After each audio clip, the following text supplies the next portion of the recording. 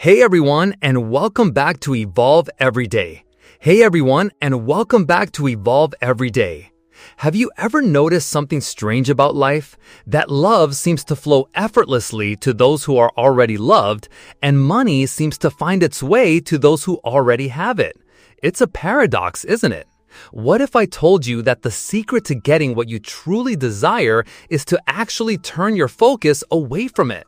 To attract others, you don't pour your time and money into them, you invest it in yourself. To make money, you don't stare at your bank account. You build your business, you get your education, you go to bed early, get up early, and take care of your health. The deepest truths of this world are often hidden in their opposites. The straightforward path can seem simple, even boring, while the more complex detours appear so much more alluring. I know life is busy, and what I'm about to share isn't easy to digest in one sitting. It's challenging to master, so if you just listen once, you might miss the core message. I truly encourage you to stick with me until the end, and maybe even listen again. Save this to a playlist for when you're driving or doing chores. I promise you, if you let these ideas sink in, your entire way of thinking will evolve to a whole new level in just a few short months. The powerful and successful love to talk about exchange, about value. The vulnerable and struggling, on the other hand, tend to focus on feelings. But feelings are a tricky thing. They're foggy, they're hard to grasp, impossible to explain clearly, and even harder to define. You can't put a price tag on them. You can't lock them down in a contract. And because of that, they can leave your head spinning. This ambiguity makes it easy for people to use emotions and a sense of morality to take advantage of you. The truth is, every relationship, no matter how romantic it starts, eventually has to face reality. Any two people, if they spend enough time together, will eventually run into conflict. This happens because there's no such thing as perfect equality and value between two people. One person will always have a slight edge. And when both people start to feel that the other isn't quite worth the effort anymore, that's when the trouble begins. This is especially true in romantic relationships. In that initial honeymoon phase, everything feels incredible. You're going out, having amazing dinners, life is a dream. But after a while, that initial fire cools down and a sense of calm reality sets in. This is when the principle of equal value exchange truly comes into play. But you have to remember, life is always in motion. When a woman starts to truly excel in her career, she might begin to resent a man who earns less. When a man becomes incredibly successful, he might start to look down on a woman who he feels is no longer as beautiful. Both sides begin to think with a colder, more calculated mind, asking themselves, is staying in this relationship still worth it? Why am I even with this person? What truly destroys a relationship isn't a single mistake or a terrible fight. It's a prolonged mismatch in value. When that imbalance goes on for too long, you can't help but subconsciously wonder, what am I really getting out of being with you? Sure, you can coast on good memories and old feelings for a while, but eventually, nostalgia isn't enough to keep the engine running. That's when the relationship enters the Cold War phase. To put it bluntly, the other person just doesn't want to deal with you anymore. They emotionally check out, hoping you'll get so fed up that you'll be the one to leave. It's a polite strategy, designed to minimize the damage, to avoid a huge, messy blowout. For them, it feels like the best option. Every relationship goes through 3 stages. First, the romance. Second, the calm reality check. And finally, the letting go. Once the perceived benefits are gone, everything reverts to the fundamental principle of equal exchange. This exchange can be based on many things: physical appearance, personality, education, money, social status, mindset, and character. These are all assets that can be traded. It's why you often see incredibly beautiful women marrying very wealthy men. Her beauty and his wealth are seen as an equal exchange of value. So why do so many couples face a crisis in middle age? It's because the exchange has become unbalanced. For a woman, as the years go by, the beauty she once traded on may have faded. For a man, he might hit a career crisis, his wealth might shrink, or he could even fall into debt, losing the financial security he once brought to the table.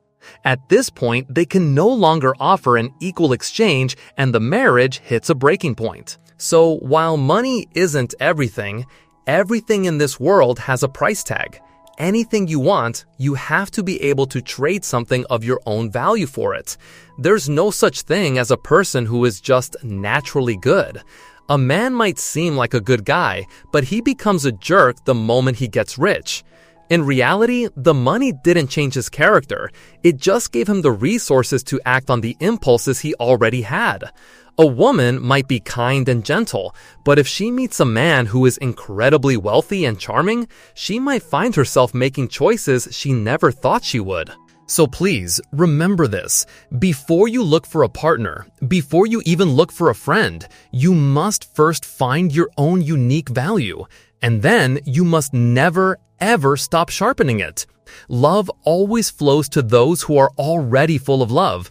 Money always flows to those who aren't desperate for it. It's a paradox, isn't it? To truly obtain something, you often have to learn to live without it first. If you want to attract amazing people into your life, don't pour all your time and money into them. Invest that energy back into yourself. If you want to build wealth, stop staring at the dollar signs. Instead, focus on building your business, on your education, on getting to bed early and rising with the sun, on strengthening your body. The deepest truths of this world are often hidden in plain sight, right on the reverse side of what seems obvious. The true path is often simple, but it can feel boring. The tempting shortcuts, on the other hand, seem so much more exciting and alluring. You have to learn to see the world in reverse. The real answers are always found in the opposite of where everyone else is looking. So, if you want to change your destiny, what's the very first thing you have to change? Your mindset, right? That's what everyone says. But what if I told you you're wrong? A brilliant philosopher from Ming Dynasty China, Wang Yangming, pointed out the flaw in this thinking. He basically asked, do you really think change is as simple as just deciding to change? For example, I can tell you the rich mindset is to read books every single day, to go to bed and wake up early, to exercise without fail. Now, be honest. How many people can actually do that consistently? No, listen to me. If you truly want to change your fate, you must deeply understand one word: reversal. What does that mean? It means working backwards, doing the opposite of what instinct tells you. There's a profound concept from the ancient I Ching that breaks down destiny into 10 factors: fate, luck, environment, hidden merits, knowledge, reputation, appearance, universal laws, noble connections, and self-cultivation. Now, let's look at this in reverse, because that's the real roadmap. Listen closely. Start with the 10th factor, self-cultivation. Nourish your life. When you build healthy habits, you start to meet noble connections, the right people, mentors, and friends. Think about it. If you're staying up all night, waking up at noon, wasting your days on games or gambling, lost in cheap distractions, how could you possibly meet people who will elevate you? You can only meet your mentors by first changing your own life. Next, we go backwards again. Universal laws, appearance, and reputation. After you meet these inspiring people, they will teach you to respect the fundamental laws of the universe. Your appearance isn't just about looks, it's about your entire presence, your image. You start carrying yourself with dignity. As you do this, you become more trustworthy, your reputation grows, and people remember your name. But once you have a name for yourself, you must move to the next step: knowledge. You have to read, to study, to learn. Your talent must be worthy of your reputation. If it's not, you're setting yourself up for a painful fall. From there, you must practice accumulating hidden merits. Have you ever noticed that the most fulfilled people tend to do good deeds quietly? They give without announcing it. They help without needing applause. This is what you must do. Contribute silently, without seeking recognition. And only after all of that do the final three factors come into play: environment, luck, and fate. At this stage, you begin to consciously adjust your environment, your feng shui, to amplify your energy. This in turn will start to change your luck, the opportunities that flow to you, and finally, your ultimate destiny will be transformed. The raw truth is, most people will never succeed in life because they can't even master the simple, boring step of going to bed and waking up early. Because like I said, the true path is simple but boring. The tempting shortcuts are deep and alluring. This brings me to the very fuel for this entire journey, your personal energy. I've noticed that topics about self-discipline and character development really resonate with you all, and it all comes down to this. The energy of every person is different. Some people are like a force of nature, overflowing with drive, like a perpetual motion machine. But others always seem tired, drained, and uninspired by anything they do. This is because of the difference in each person's energy intensity. If you want to raise your own energy, you first have to understand how you absorb and expend it.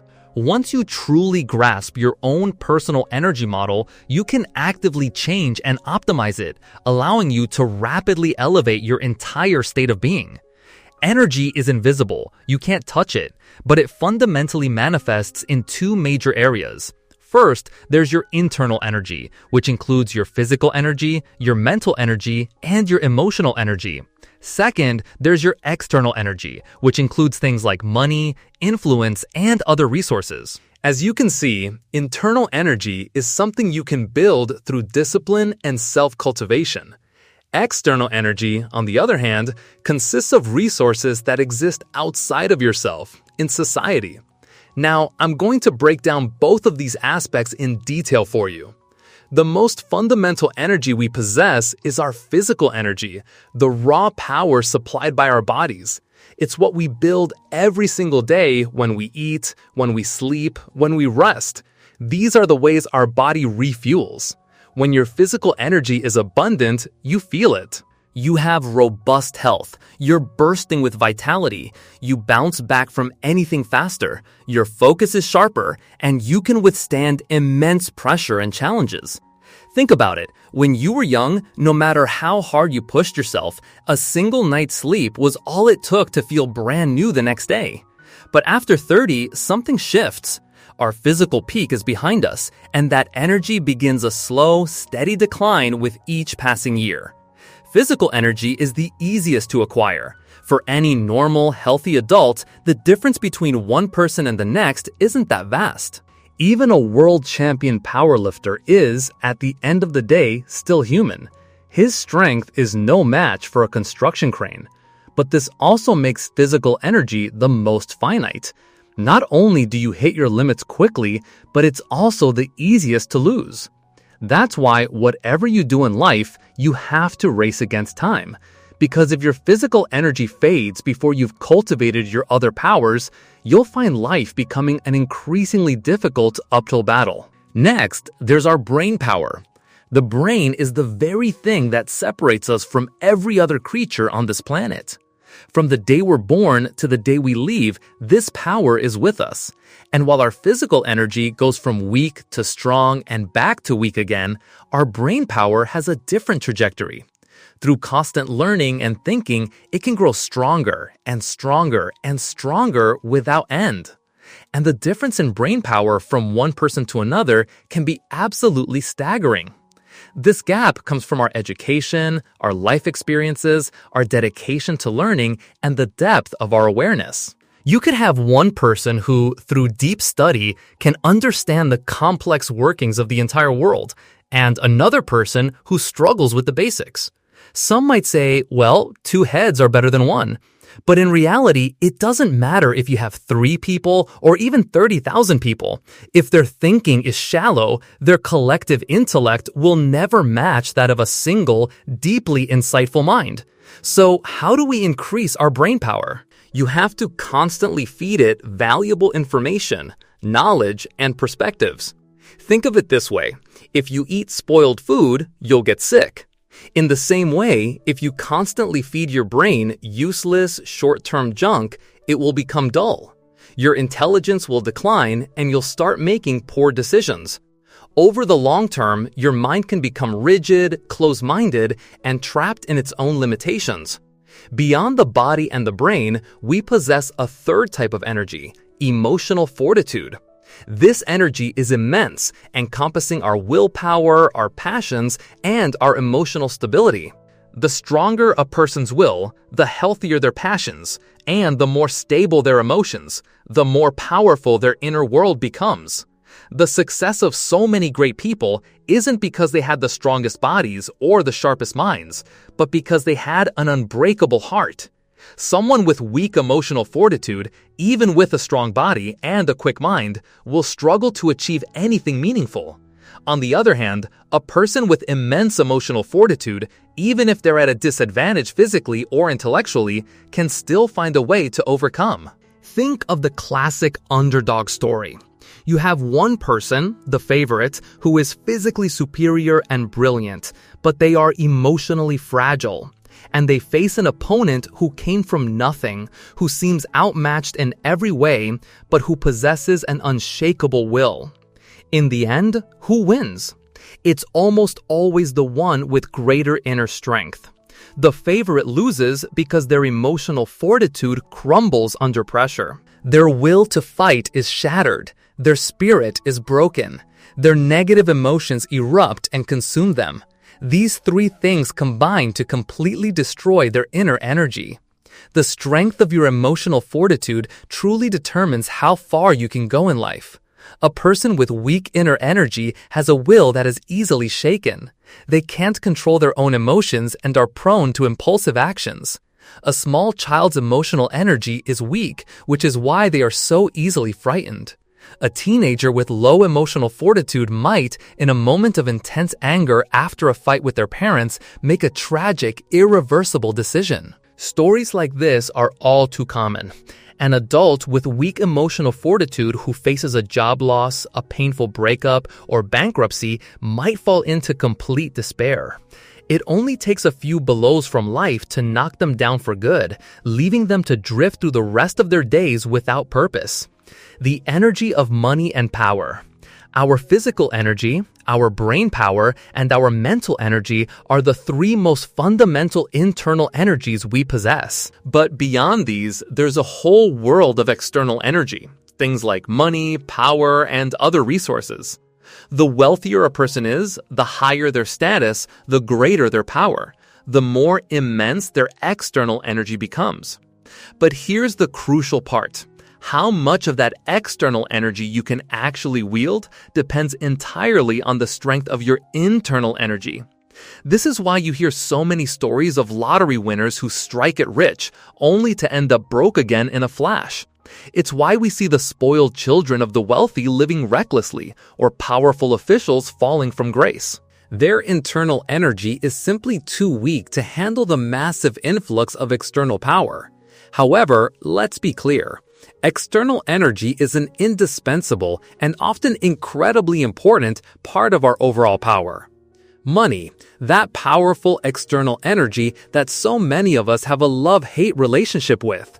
We desire it, we resent that we don't have it. But imagine this. You open your banking app and see a balance of, say, $3 million. You're naturally going to start eating more nutritious foods. Over time, your physical energy just gets better.